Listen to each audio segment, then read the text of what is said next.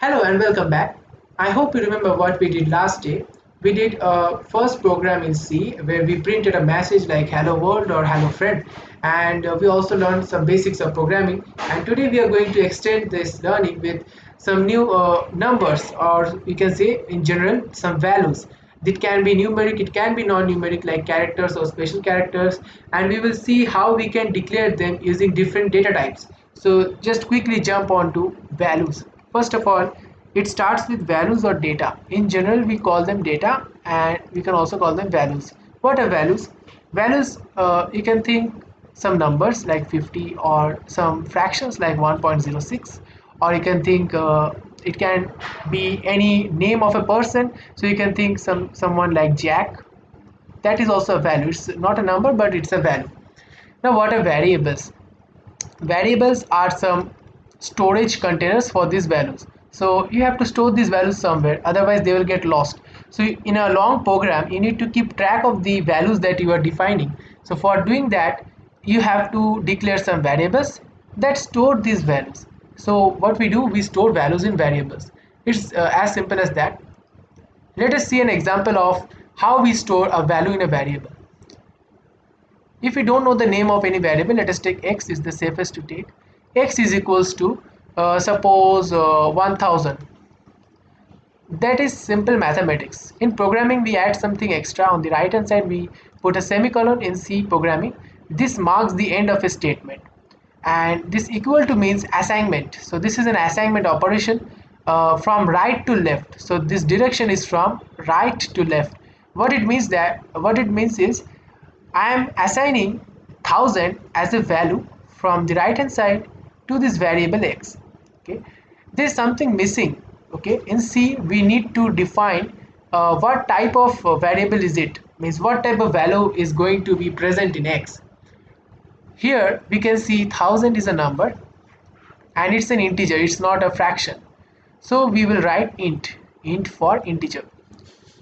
Recall that in the previous class we have used the main function where we wrote int main, and there as well int has something to do with a number. There it was the return type, so it was returning an integer, that's why we used int.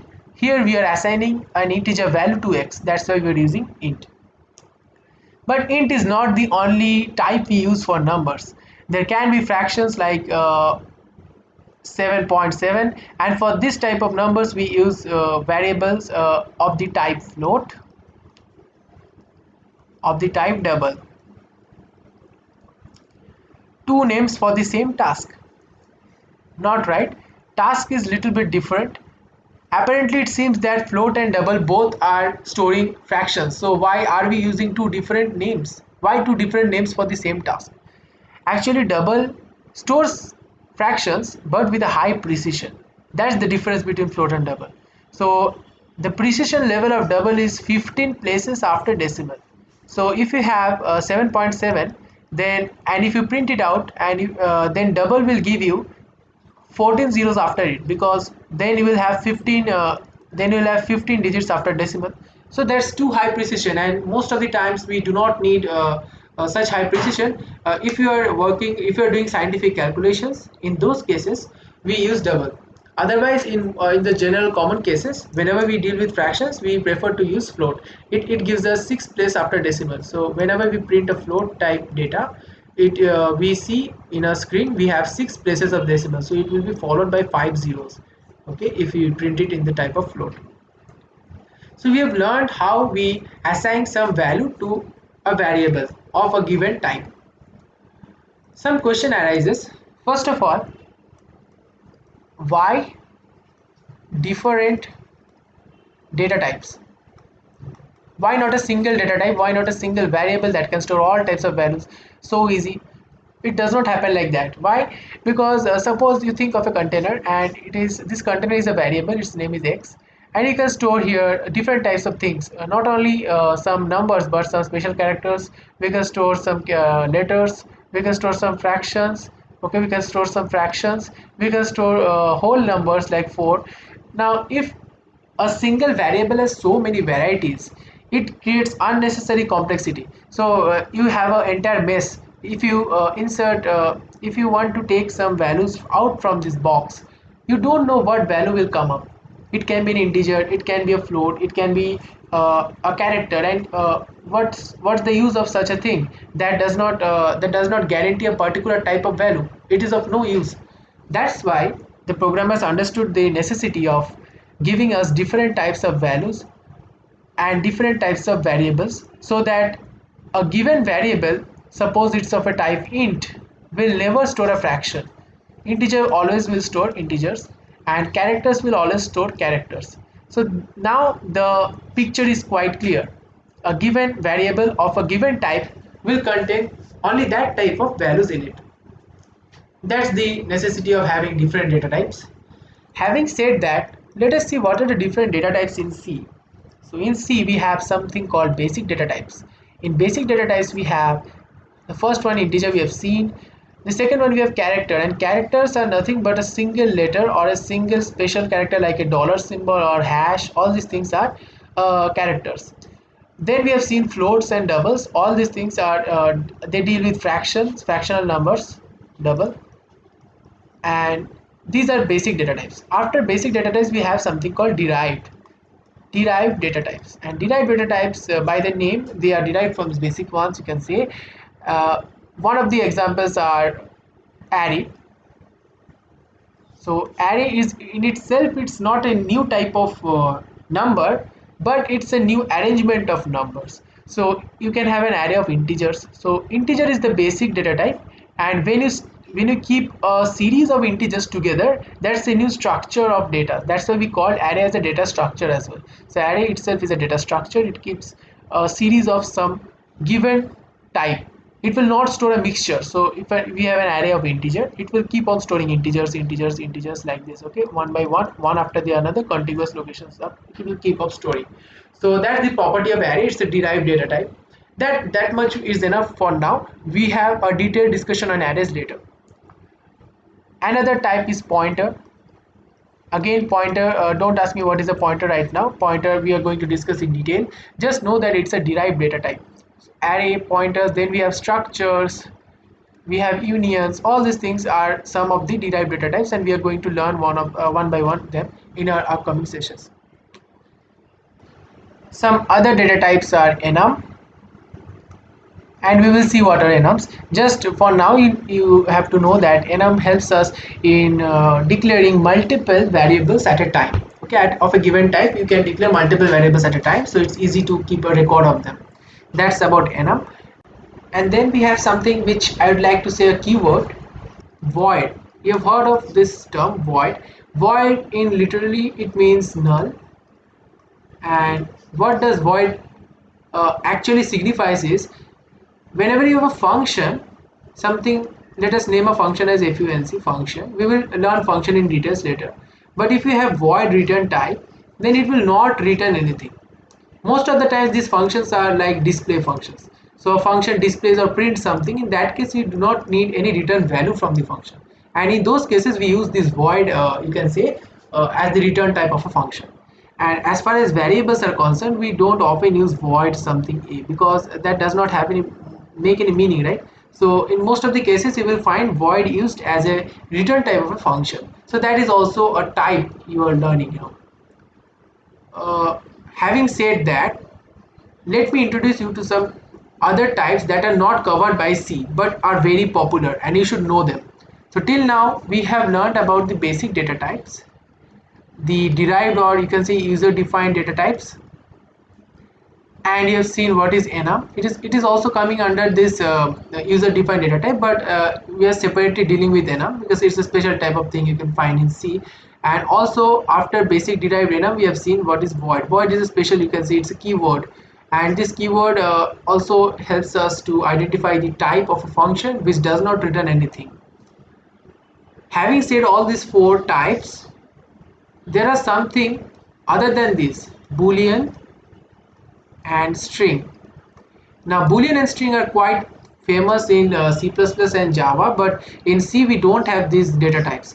However, we can make use of boolean data types in C as an alternative solution by using integers. How? Let us see what is boolean data type. Boolean data type, the name comes from a famous mathematician Boole, and by his name we have an entire branch in mathematics called Boolean algebra. And in computer science, we have a heavy contribution of Boolean algebra as far as these circuits are concerned, making working with those logic gates and truth tables and all. So Boolean algebra covers a huge portion of computer science. And in Boolean, we, as far as programming is concerned, we use Boolean variables to store either true or false. And the need of storing true or false comes when we deal with a decisions like a is greater than b question mark. If it is true, then we store the result true, otherwise we store false in the Boolean variable.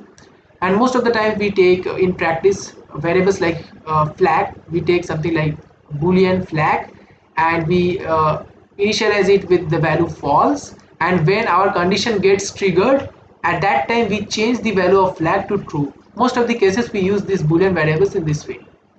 And in what is the alternative way in C? If we don't have Boolean variables in C, we can make the use of this concept by just declaring integer flag. So we can use an integer flag instead, and instead of writing true we can write 1, or instead of writing false we can write 0. So whenever the situation is triggered, we are writing true, but in C we can't write true, so we will write flag is 1. That will also do. 1 will signify here true. That's all about Boolean. Now coming to string data type. String is, again, it's not a basic data type, it's an user defined data type. It is an array of characters. So string is an array of characters. So if you have something like a name of a person, or something like continuous A B C D E F G H like that, so it will make a string. And just to denote a string, we use this double quotes. For a character we used a single quote, for a string we use double quotes. Okay, but in C we don't have strings. So how to implement string? As I said, it's a character array. So in C we have character, and in string we have arrays. So if we merge a character and an array, we get a character array. So that's just what we are going to do in C. We make character arrays, and then we can use it just as we use strings. So we can traverse it, we can slice it, we can reverse it, whatever other functions we do with strings we can do here as well in C. That being said, we have covered a lot today. Right from the beginning, when we started about these variables and values, we have covered a lot. You know now what is an integer, what is double, what is float, what are basic data types, what are derived data types, what is enum, what is void. Okay. Let us go to the practical side of it. Okay, we have been discussing a lot. Let us see how it runs here. So, okay, let me erase what I have written here. The last class you remember that we have written a printf function. Today we will not just print something, we will declare values. First let me take an integer and I want to print it. For printing some value, there is a special thing we should use. It's called format specifier.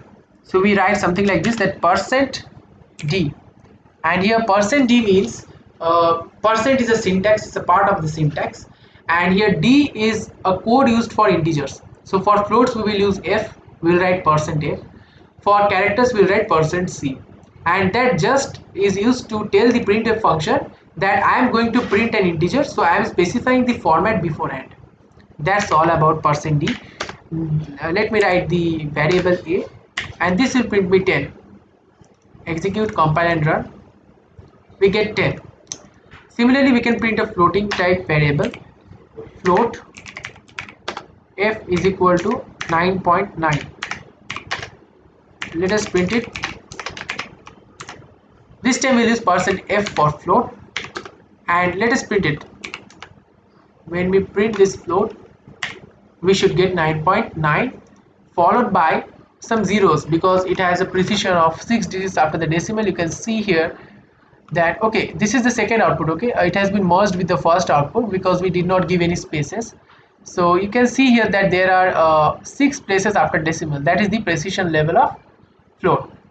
Now how to solve this problem, how to print it is a new line. We want to print it on a new line because it is getting merged with the previous output. So for that we actually use something called escape sequence. So you are learning new terms. What is a format specifier? What is an escape sequence? This backslash n is again a set of characters like we use percent and f. Similarly, we have backslash and n. So the syntax for escape sequence is backslash, and n is a particular use of it. We can use multiple other characters in place of n. We can use t for tab space. Okay, there are various other applications of this backslash. So now we want a new line. For that we write backslash n. It's an escape sequence and it's a sequence of characters. That's why we call it a sequence. And what it does is that it creates a new line before printing what we are given after it. So we have printed the variable f, and before printing f we will get a new line. Let us see in the output whether we get that or not. Execute and compile and run, and see that we have got the floating point number on a new line, and that is the work what backslash n does. If we replace this n with a t, as I said, we will get a different function, and that function is just to give a tab space between the two inputs. So the position where we have written backslash t, we should get a space between the two numbers. Let us see. Rightly we have got a tab space between the previous result and the current result. So in this way you can try out different combinations of it. One important thing is that in the last class we have seen comments, and we can use comments in many ways. We can if we comment one line, then it becomes inactive, so the compiler skips that line, it does not read that line. So in this way you can deactivate selective parts of code. That is one use of comment lines. Phew, so a lot of things were learned just now. Another interesting thing, what if I change the name of a variable to a keyword? Suppose I write int and then I write float. I can have a name of a variable float. Let me try it out. Let me give us 7, and it will give me an error. Compile and run, it will give me an error. It says that expected identifier at this position. Why? Because float is not an identifier, it's a keyword. So the program does not recognize a keyword as an identifier. You can't have a keyword as an identifier, as I said earlier. But you like the word float very much. So how can we use the same word as the name of a variable without making a mistake, without having an error? How to do that? We can do this with a simple trick. Just change any case of the keyword, and now it's no longer a keyword. The reason is C is case sensitive, and since C is case sensitive, if we change small f to capital F, it no longer remains a keyword. And now you can use the same name float as the name of a variable because it's no longer a keyword. Let us see, and this time we will not get an error, right? We did not get any error. And in this way you can avoid getting errors. If you like the word float very much, then you can avoid getting errors by just changing the cases of the characters in it. Let us go back to the illustration part. The final thing that we have to touch on here is regarding some modifiers. Okay, modifiers, as the name suggests, it modifies something. So we have written int a. If we write something before a, like an adjective, long. In English, long is an adjective. Here also long does the work of an adjective. It's a modifier to this int. Now why do we need to write something like long? Because as the name suggests, it increases the capacity of the values that it can store. So sometimes we need to store small numbers like 5 or 1, but sometimes we need to store very big numbers like 1 2 3 4 5 6 7 8 9. And to store such big numbers, we have to rely on a bigger size of the variable. For that we use some modifiers like long. Sometimes we also need to use smaller spaces to prevent wastage of space. Okay, we are going to deal with marks got by a student in the final term examination. In that case, we know that the variables are going to get values between 0 to 100. Nobody is going to cross the value 100. So why to use big size of integer? It will waste some space because every variable consumes some space. So we will use a shorter version of int. We call it short int a, and we can easily store values like 100 in short int a. So this is what we call as modifier. We can modify the length or the size of a variable by using some adjective terms or modifiers before the variable type like int. We can also use not only with int, we can use these things with something like double. We can write long double, so it increases the capacity of a double variable just like that, something like 5.1, something like that. Now there is something to consider here. We should have a knowledge of the size of these variables, right? Otherwise, how we know that integer can hold up to this much, and after that we it will overflow. So we need to increase its size by writing long before it. So you need to know about the size of these data types. You have learned integer, you have learned character, but you don't know about the sizes. So just for information, character occupies 1 byte of memory. 1 byte is equal to 8 bits. I hope you know this. Integer takes 4 bytes, and this is equal to you can say 4 into 8 is 32 bits, but this is for 64-bit operating system, or the operating system which has 64-bit architecture. There you have this 4 bytes, integer occupies 4 bytes, but for 32 bits operating system, I'm not writing this now, this is obsolete now. We don't find, most of the computers currently are running on 64-bit operating systems, but still if you have 32-bit operating system, then there the integer will occupy, there the integer occupied 2 bytes of memory, so it's equivalent to 16 bits, just for the information. After int we go to float, and float also takes 4 bytes, and double sometimes takes 8 bytes. Having said that, what is the use of using short and long? So short reduces the capacity of int from 4 bytes to 2 bytes, and sometimes long, using long helps us to hold as double the value that it can hold. Rather than mentioning these data and values so much, we can't fit in our brain, so better to execute some of them so that we have a better, clearer idea of what we are doing and how these things goes on.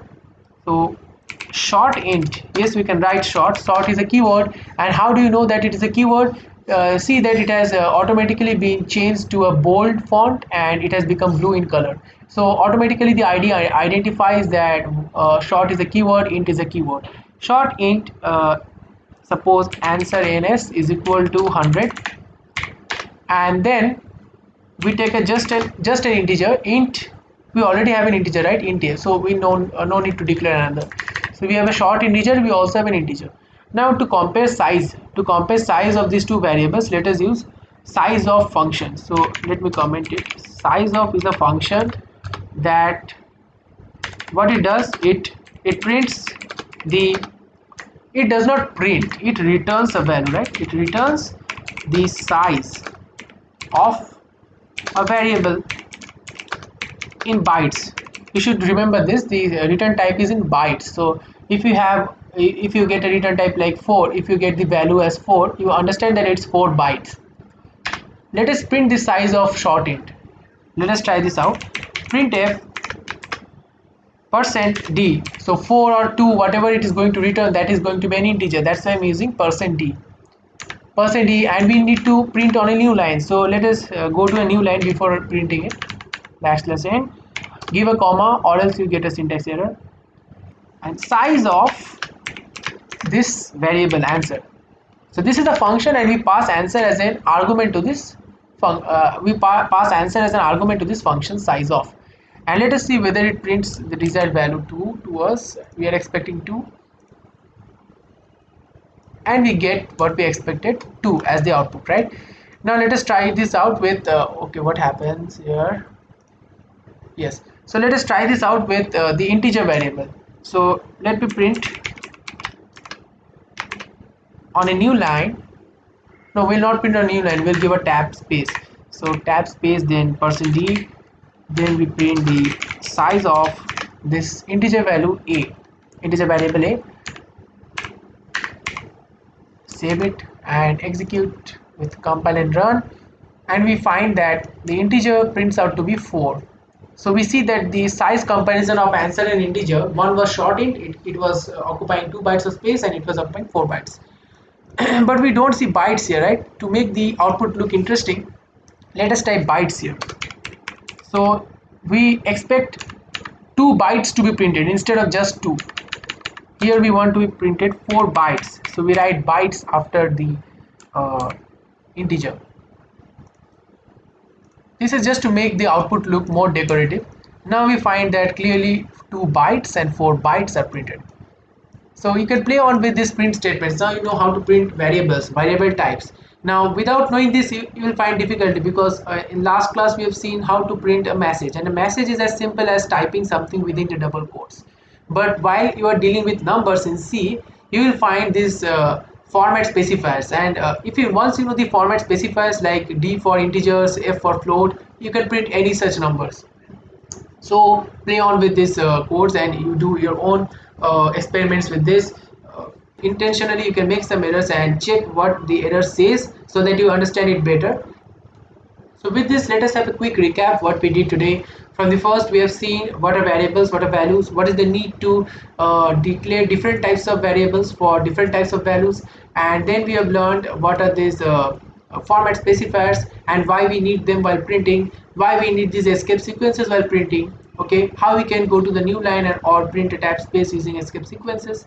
We have also learned about some other data types that are not in C, like Boolean and string. We learned another property of C, that C is case sensitive. So that brings us to the end of this video. Following next, we are going to have a look on constants, literals, tokens, like operators, how to operate, how to use operators like plus, minus, arithmetic operators, or some logical operators. We are going to see all this in the upcoming videos. That's all for this session. Have a nice day. Bye bye.